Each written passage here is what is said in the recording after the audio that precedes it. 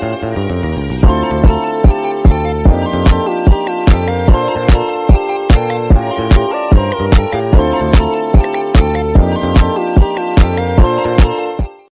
semua, perkenalkan nama saya Febroni Loisa Linda. Saya dari program studi Pendidikan Keagamaan Katolik 1 semester 1 dengan NIM 241010809. Saya berkuliah di kampus Sekolah Tinggi Agama Katolik Negeri Pontianak.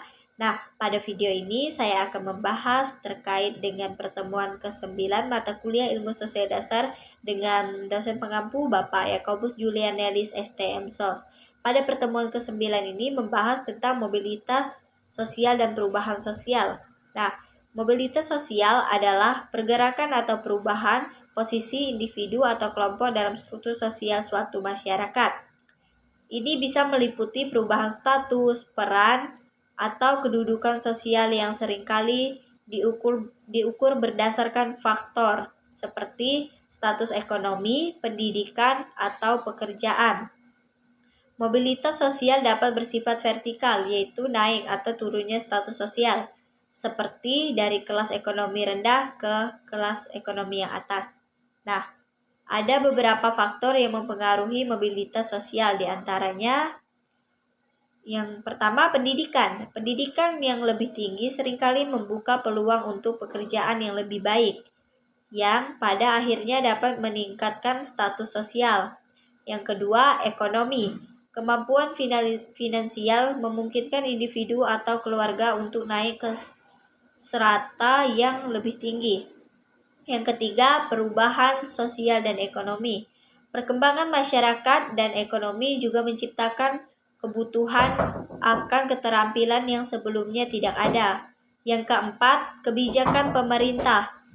Mobilitas sosial penting dalam memahami dinamika masyarakat karena mempengaruhi bagaimana individu memandang peluang hidup mereka dan bagaimana masyarakat secara keseluruhan dapat mengalami perubahan dalam struktur sosial. Perubahan sosial. Perubahan sosial adalah transformasi atau penggeseran dalam struktur dan pola kehidupan masyarakat yang mencangkup perubahan nilai, norma, sikap, perilaku, lembaga, serta sistem sosial secara keseluruhan. Perubahan ini terjadi seiring waktu dan bisa disebabkan oleh berbagai faktor, termasuk perkembangan teknologi, perubahan ekonomi, kebijakan pemerintah, dan pengaruh budaya dari luar. Perubahan sosial dapat bersifat yang pertama, lambat atau evolusi. Perubahan terjadi secara perlahan seperti perubahan adat istiadat atau kebiasaan hidup dalam masyarakat tradisional yang berlangsung dalam jangka waktu panjang. Yang kedua, cepat atau revolusi. Perubahan terjadi secara mendadak dan signifikan seperti revolusi politik atau ekonomi yang bisa mengubah struktur masyarakat dalam waktu singkat. Nah, di sini ada beberapa faktor yang mempengaruhi perubahan sosial, antara lain yang pertama teknologi. Inovasi teknologi bisa merubah cara masyarakat berinteraksi dan bekerja, seperti pengaruh internet atau smartphone. Nah, yang kedua kebudayaan. Kontak dengan kebudayaan lain bisa membawa perubahan seperti asimilasi nilai atau cara hidup baru.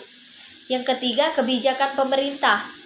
Perantauan atau program yang diterapkan pemerintah dapat mempengaruhi struktur sosial seperti kebijakan pendidikan gratis atau program kesehatan masyarakat. Yang keempat, lingkungan alam. Bencana alam atau perubahan iklim dapat menyebabkan penggeseran dalam struktur masyarakat, misalnya melalui migrasi penduduk atau perubahan mata pencarian. Nah, teori yang menjelaskan mobilitas sosial antara lain, yang pertama teori fungsionalisme. Menurut teori ini, mobilitas sosial berfungsi untuk menempatkan individu sesuai dengan kemampuannya dalam masyarakat. Pendukung teori ini seperti Talcott Persson berpendapat bahwa mobilitas sosial adalah sarana untuk menciptakan keteraturan sosial karena individu akan terdorong untuk mencapai posisi yang sesuai dengan kompetensinya. Yang kedua, teori konflik. Teori konflik ini yang dipopulerkan oleh Karl Marx, melihat mobilitas sosial dalam kerangka ketidaksetaraan dan pejuang kelas. Yang ketiga, teori interaksionalisme simbolik. Teori ini menyoroti pentingnya makna sosial dan interaksi dalam proses mobilitas. Nah, sekian rangkuman dari materi pertemuan ke-9 dari saya. Jika banyak kata-kata yang kurang berkenan, mohon dimaafkan. Terima kasih. Bye.